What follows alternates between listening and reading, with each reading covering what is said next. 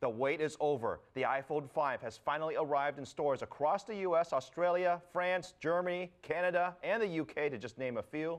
Apple fans have jammed shops around the world. Our resident tech expert, Mark New, has been witnessing all the excitement on Apple's home turf in the middle of Silicon Valley. Hi, Mark. Phil, expectations are running high for Apple, its investors, and its consumers.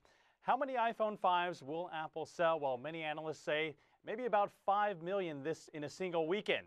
But after standing in line with so many fervent supporters, I'll bet that 5 million number is easily going to be smashed. 3 days before the launch, we found these young diehards lined up at this Apple store in Palo Alto, skipping school. Did your parents know that? They think I'm on a field trip. But someone named Lawrence, who was taking a short break, had arrived a full day earlier.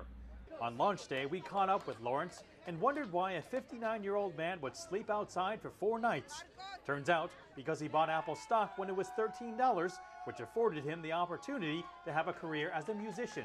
It's the absolute supreme customer service that impresses me. I'm a very picky person. I'm from New York. If you treat me right, I'll do anything for you. The circus-like atmosphere began in the early hours of the morning with a little coffee, donuts, and bubbles. When customers finally got their hands on an iPhone 5, some celebrated while others concentrated on putting their gadget to work. Apple manages to create a hoopla and mystique unlike any other U.S. company, but it's something its competitors aren't buying into and even starting to mock. Rival Samsung has launched a series of viral commercials poking fun at so-called Apple fanboys. This one's 4G. Yeah, we've had that for a while. This one's got a big screen.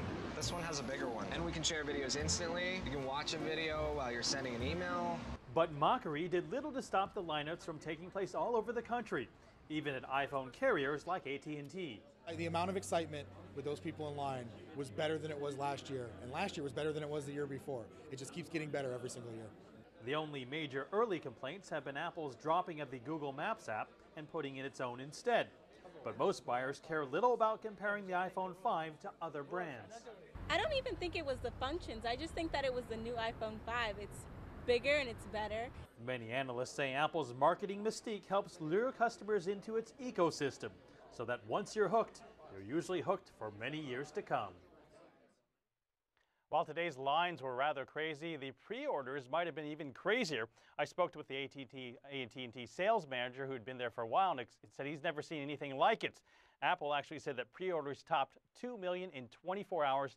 That's double what the iPhone 4S did. Phil. Mark, you covered a lot of these product launches. Apple obviously being a little bit more special because their fans are a little bit, for lack of a better word, a little crazy, if you will.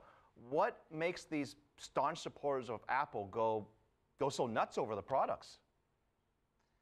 It's interesting because if you look at that commercial, it is rather funny, the Samsung commercials.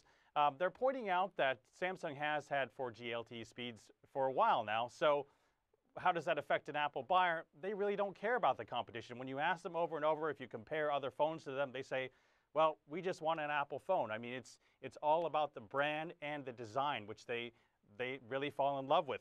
And those Samsung commercials, I might point out, are pretty funny, but are they effective in achieving their goal, or do they just antagonize Apple supporters to be even more diehard toward their product? That's a good question for the marketing researchers. So whether you can actually pull such a hard fan away from their love of their product. Phil.